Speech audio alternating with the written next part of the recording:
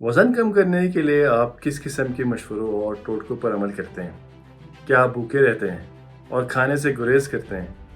हम में से बहुत से लोग इन दिनों वज़न कम करने के लिए मुख्तलिफ़ तरीके इस्तेमाल करते हैं। मोटापा और वज़न कम करने से मुतालिक बहुत सी ऐसी बातें हैं जो गलत हैं।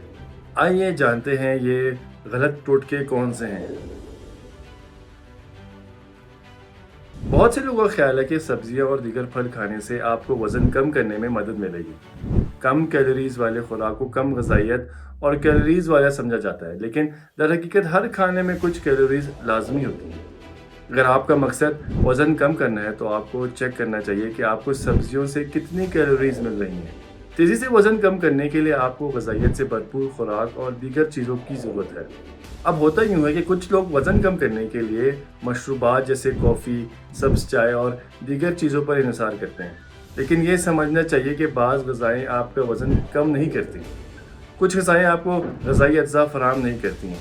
ये मुमकिन है कि कुछ ग़िज़ाएँ आपको वज़न कम करने में मदद दे सकती हैं, लेकिन वो सेहतमंद नहीं हैं।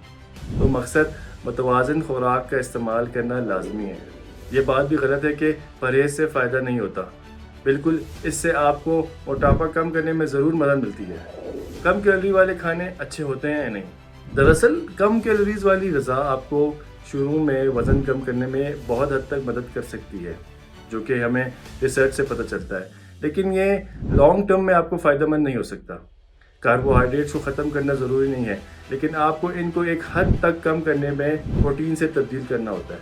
अगर ये आपके जिस्म की ज़रूरत के मुताबिक हैं तो इसे बिल्कुल जारी रखें। प्रोटीन से भरपूर ग़िज़ा अच्छी है। ये गलत फहमी है कि कम कार्ब्स वाली ग़िज़ा अच्छी है।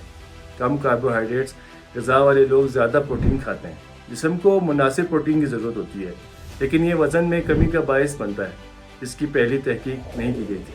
बहुत से लोगों का ख्याल है कि कम ग़िज़ाइयत वाला खाना खाने से आपको वज़न कम करने में मदद मिलेगी।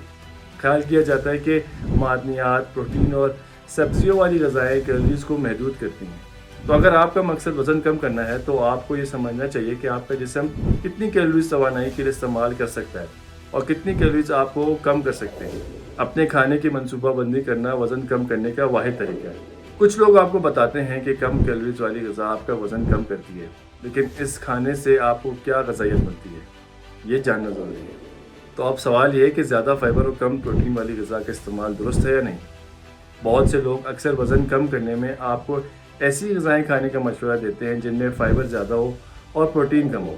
कुछ लोग अक्सर ये शिकवा करते हैं कि मेरे दोस्त का एक हफ़्ते में 1 किलो वज़न कम हो जाता है, लेकिन मुझे कोई फ़र्क नहीं पड़ता। इसका मतलब है कि सबका वज़न एक तरह से कम नहीं होता। मुख्तलिफ़ लोगों की तवानाई की ज़रूरियात मुख्तलिफ़ होती हैं।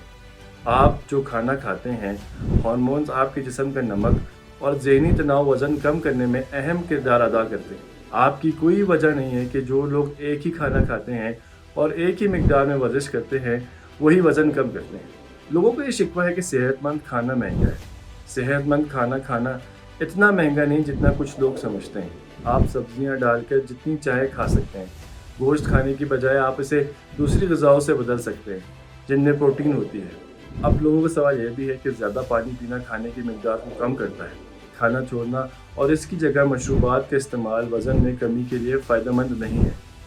अगर आप ऐसा करते हैं तो आपके जिस्म में ग़िज़ाई अज्जा की कमी हो जाएगी। जिस्म की तवानाई कम हो रही है। ये सेहत के लिए अच्छा नहीं है। ऐसा करने की बजाय खाने से पहले पानी पी लें जो फ़ायदेमंद हो, या हर खाने से पहले सूप पी लें। खाने के अलावा हल्की वर्जिश वज़न कम करने के लिए बेहतरीन है।